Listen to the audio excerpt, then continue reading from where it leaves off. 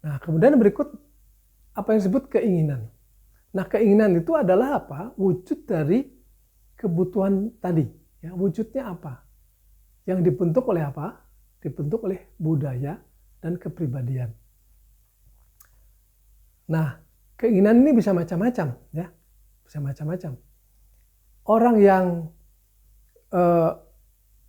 mempunyai kebutuhan untuk makan, dia belum tentu makan nasi. Ya.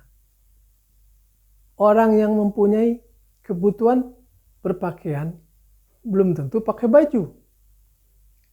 Tapi bisa aja pakai sarung atau pakai simbol-simbol ya, seperti orang-orang suku-suku tertentu di pedalaman itu pakaiannya tidak seperti kita. Nah, tapi itu kebutuhan buat mereka. Nah, saya umpamakan makan. Ketika Anda butuh makan, apa yang Anda cari? Apa nasi, apa kentang, apa sagu? Ya kan? Apa roti, apa mie, atau nasi? Nah, itu pilihan-pilihan. Dan bisa pilihan-pilihan itu terkait dengan tadi apa yang disebut kebiasaan. Ya. Kebiasaan yang sudah sering terjadi berlarut-larut maka menjadi semacam budaya. Ya. Budaya. Selain itu adalah aspek kepribadian. Jadi Anda mungkin mempunyai kepribadian tertentu sehingga makan makanan tertentu. Nah, itulah kebutuhan dan keinginan. Nah, kebutuhan dan keinginan ini akan menjadi realita, akan Anda miliki jika apa? Jika Anda mampu membelinya. Itu sebabnya akan menjadi permintaan ketika apa? Ketika ada daya beli. Jadi ketika Anda tidak mempunyai daya beli yang cukup, maka kebutuhan itu tidak akan menjadi kenyataan. Ya. Jadi harus ada daya beli. Nah, kaitan dengan daya beli, makanya perusahaan harus menjual nanti produk dengan harga yang sesuai dengan kemampuan si pelanggan tadi. Nah, begitu. Jadi keinginan atau kebutuhan ditambah daya beli baru menjadi permintaan. Ya. Bentuk-bentuk produk macam-macam ya. Paling tidak dibagi dua, barang dan jasa. Ya, barang dan jasa. Barang itu biasanya ada fisiknya, ada wujudnya, tapi kalau jasa tidak berwujud. Nah, itu perbedaan yang utama. Nah, di antara itu ada banyak kombinasi. Bisa juga kebutuhan atau keinginan itu bisa dalam bentuk orang. Tentunya bukan jual beli orang di sini, tapi memanfaatkan kemampuan orang itu. Apa sebagai seorang yang ahli memasak misalnya, atau ahli mencuci ya, dan seterusnya. Kemudian tempat di sini bisa dalam bentuk rumah ya, bisa dalam bentuk tanah dan lain-lain ya. Kemudian organisasi itu misalnya PT, Anda membeli PT, membeli CV ya, itu organisasi. Kemudian informasi, Anda juga bisa jual beli informasi, misalnya Anda ingin dapat informasi tentang data statistik, Anda datang ke BPS ya. Bisa juga ide-ide ya. Nah, semua itu adalah produk ya, semua itu adalah produk. Nah, kemudian sekarang kalau kita bahas tentang keinginan dan kebutuhan tadi, mana lebih penting? Apa keinginan, apa kebutuhan? Apa kebutuhan, apa keinginan? Nah, karena kebutuhan itu sesuatu yang basic, ya, semua orang pasti sama lapar misalnya, tapi keinginannya ternyata berbeda. Yang satu ingin roti, yang satu ingin kentang misalnya, yang satu ingin makan jagung. Nah, padahal itu sama, kebutuhan dan lapar. Nah, untuk itu pemasaran akan mana melihat lebih penting? Udah tentu yang lebih penting dilihat adalah keinginannya. Ya. Walaupun Anda lapar, tetapi Anda tidak suka makan nasi, jangan jualan nasi di sini. Ya. Misalnya di Eropa, orang Eropa tidak makan nasi. Walaupun dia lapar, kalau Anda jual nasi nggak akan laku.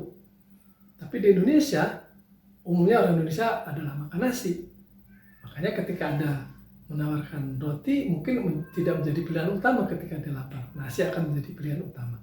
Nah, itu sebabnya dalam pemasaran keinginan lebih penting untuk diobserv atau diamati ya, daripada kebutuhan.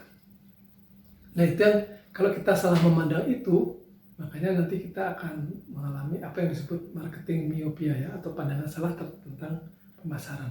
Karena Anda lebih mengutamakan kebutuhan daripada keinginan. Nah, yang berikut tadi kita bahas tentang kepuasan. Apa sih yang disebut kepuasan ya? Kepuasan itu terjadi ketika apa?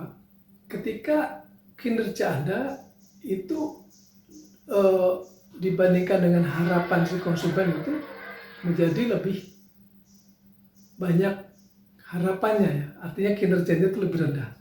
Jadi kenyataan itu tidak sebagus apa yang diharapkan gitu kira-kira. Maka akan kecewa. Nah, sebaliknya puas itu terjadi ketika apa? Ketika kinerja yang Anda lakukan sebagai pengusaha itu melebihi harapan dari konsumen. Nah, itu yang disebut kepuasan. Jadi pada intinya, ketika harapan lebih tinggi dari kinerja, maka mereka akan kecewa. Dan ketika harapan lebih rendah daripada kinerja, atau kinerja Anda lebih tinggi daripada harapan konsumen, itulah yang disebut puas. Nah, kemudian ada konsep pertukaran tadi disebutkan, ya, pertukaran dan transaksi. Pertukaran itu konsepnya ketika saya menjual produk dan Anda membeli. Ya, di situ akan terjadi proses pertukaran. Dan Anda akan menyukai atau melakukan pertukaran ketika menyukai produknya. Nah, ketika Anda melakukan pertukaran tentunya akan menggunakan alat. Nah, itu yang disebut transaksi. Jadi transaksi itu adalah alat-alat atau instrumen yang digunakan untuk melakukan pertukaran. Bentuknya bisa cash dalam bentuk uang, bisa juga kredit, ya, bisa juga pakai cek, bisa juga barter. Kalau zaman dulu kita menggunakan barter. Nah, kalau Anda lihat pasar ya, pasar itu beraneka dan di situ ada wajah-wajah orang beraneka, ada kebutuhan orang beraneka, keinginan beraneka. Nah, itu merupakan apa pasar itu? Jadi seperangkat pembeli aktual dan yang potensial. Aktual artinya yang ada sekarang, yang sudah membeli, sementara potensial yang akan membeli. Nah, itulah pasar ya. Dan orang-orang ini mempunyai berbagai kebutuhan dan keinginan untuk mendapatkan kepuasan melalui pertukaran tadi. Nah, dalam sistem pemasaran secara umum, ya, kita bisa lihat di situ bahwa posisi kita adalah pada perusahaan ya, perusahaan pemasar. Nah, kita ketika menjual pasti akan membutuhkan pasokan. Itu sebabnya kita disuplai oleh pemasok. Kemudian kita menjual biasanya tidak langsung ke konsumen, lewat perantara. Bentuknya bisa distributor, agen, dan lain-lain. Nah, itu sebabnya kita membutuhkan jasa perantara untuk sampai ke konsumen. Tapi jangan lupa bahwa walaupun kita menjual lancar, tapi ada pesaing ya. Pesaing itu biasanya orang yang menjual dengan produk yang hampir sama dengan kita atau bahkan sama. Nah, disitulah ada dinamika ketika kita melakukan pemasaran ya. Dinamika terjadi tawar-menawar, terjadi persaingan, sehingga kita harus memberikan tadi ya produk yang prima tadi, yang super. Dan selain kelima institusi ini, ada lagi lingkungan ya. Lingkungan itu bisa keluarga, masyarakat, pemerintah ya, macam-macam itu juga terlibat dalam proses-proses pemasaran kita atau berpengaruh pada proses pemasaran kita. Nah, dan manajemen pemasaran itu apa ya? Kalau tadi kita bahas baru pemasaran, sekarang kita bahas ke manajemen pemasaran. Nah, kalau sudah membahas apa yang disebut manajemen pemasaran, di situ ada seni dan ilmu ya. Ketika memilih target, pasar, dan membangun hubungan yang saling menguntungkan tadi.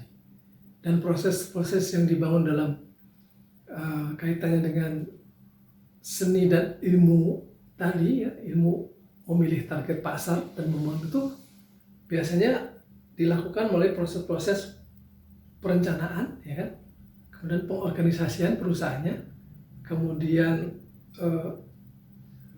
mengarahkan gitu masyarakatnya ataupun karyawan kita, dan yang terakhir kita melakukan pengendalian ya. Itu namanya manajemen pemasaran. Nah, di sini ada pertanyaan yang utama ketika kita melakukan manajemen pemasaran, yaitu pelanggan seperti apa yang akan dilayani. Ya, itulah yang menjadi target pasar kita nanti. Kemudian bagaimana kita melakukan pelayanan yang terbaik untuk pelanggan tadi. Nah, itulah kita sebut kita harus mempunyai proposisi nilai, ya. Artinya sebuah keunggulan yang akan ditonjolkan dalam melayani konsumen. Nah, sebelum melakukan target atau memilih target pasar, biasanya dilakukan apa yang disebut segmentasi. Segmentasi pasar. Apakah segmentasi pasar itu? Proses membagi pasar ke dalam segmen pelanggan. Jadi kita bisa bagi pelanggan, mau dibagi menjadi berdasarkan umur, berdasarkan jenis kelamin, berdasarkan hobi, macam-macam ya. Nah, setelah itu baru kita pilih. Nah, kita akan memilih, itulah itu disebut target pasar. Nanti akan kita bahas lagi lebih lanjut. Nah, kemudian tadi kita bicara apa yang disebut value proposition. Value proposition adalah semacam keunggulan produk. Jadi keunggulan apa yang akan kita tonjolkan terkait dengan produk-produk itu. Ya. Jadi misalnya kalau kita tahu produk-produk seperti teh botol, sosro misalnya, dia mengunggulkan apa? Mengunggulkan rasa yang